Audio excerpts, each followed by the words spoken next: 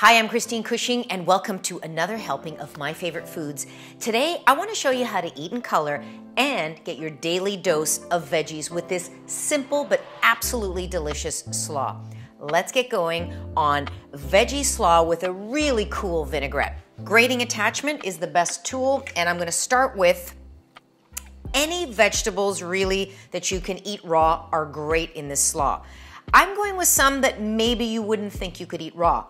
Did you know, for example, that you could eat beets? This is not an optical illusion. These are golden beets. You can use red beets, but they're completely raw. This is what you're looking for in the store. These are what golden beets look like with their leaves on.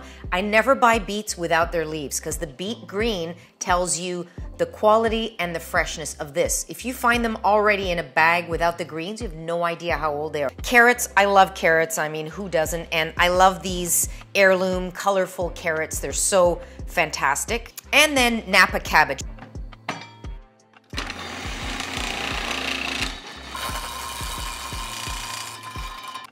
I'm calling this a veggie slaw, but I did sneak in a little fruit, apples.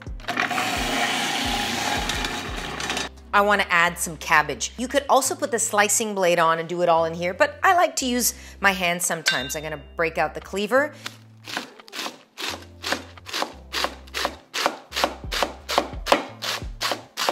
All my Nappa going into a bowl. This, by the way, is an amazing recipe that you can make with whatever veggies you have at the beginning of the week. Keep it in your fridge. It'll change every day depending on, how things soften up. But you have a lunch, you have a dinner, you have veggies for the whole, several days, and you just had to work, well, the food processor had to do some work at the beginning. So easy, I love doing it.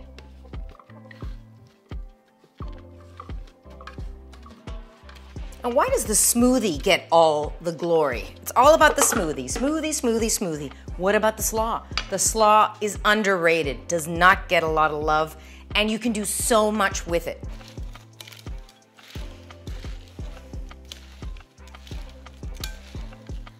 Look at how colorful this is. Can you stand it? Look how beautiful it is.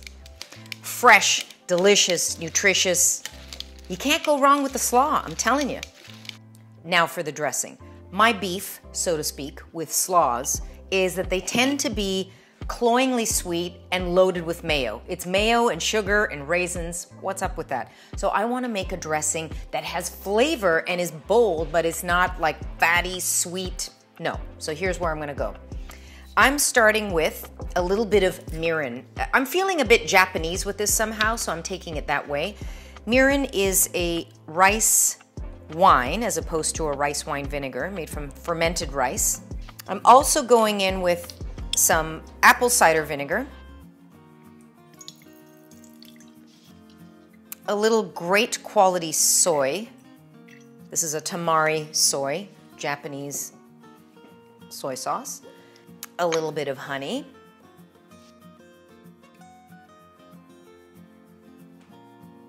at this point in here, I just want to see how much of the salty and tangy ingredients I have, and then I'm just going to add some olive oil. Just about twice as much olive oil as the rest, not more than that. That looks about right to me. This is an ingredient that I thought would be perfect in here. This is a Japanese pepper. I'm going to add a little bit of this. This is going to be my heat.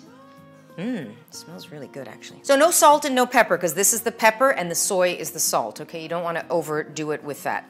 And when I talked about sugar, just that little bit of honey, and then the mirin also has a bit of sweetness. So now, last thing I want to add to this is, because I want to make it creamy without mayo creamy, and this is just some plain yogurt. Any kind of jar, mason jar, great for making dressing. The great thing about the Nappa, I was telling you why I loved it, is because if you're using a heavier cabbage, it takes a little time to soften up. Otherwise, it's super, super crunchy. This, you put the dressing over it, half hour later, it's great. And then as you eat it the next day, it'll be softer and different. So cool. Now I want to add the chives to that. Then I want to taste it. Now here's the thing, when you're tasting a dressing, there's no point in tasting the dressing alone. You have to taste it with whatever you're gonna put it on or on it. Otherwise, it's not a fair taste. Okay, I'm just gonna put in a little bit here. It needs a bit more soy. It's lacking a bit of salt and a bit of umami and a little more pepper and a little more honey, just a bit. Not feeling, basically I'm changing it all up. Just a bit. It's all about these little small changes that you make. So the creaminess is just really a nuance. It's not super creamy like a mayonnaise would be. Here it is coming in. I've got one more trick up my sleeve to get a bit of zing and a good flavor that I think is gonna help it.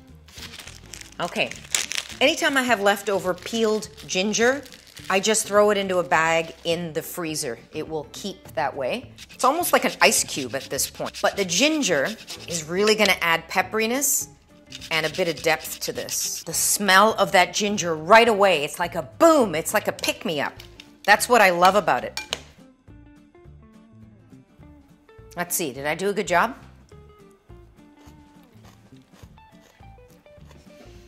It's really tasting fantastic. Bold flavors, but I'm imagining it with something baked, something fried, something grilled. So this is gonna be refreshing and crisp. I don't want it to be sweet and heavy. I love dishes like this. So thank you for joining me on another helping of my favorite foods. I hope you love this slaw as much as I do. Gotta get your veggies in. Thank you for joining me. Please subscribe and let me know what you want me to help you cook. I'm here. Thanks. See ya.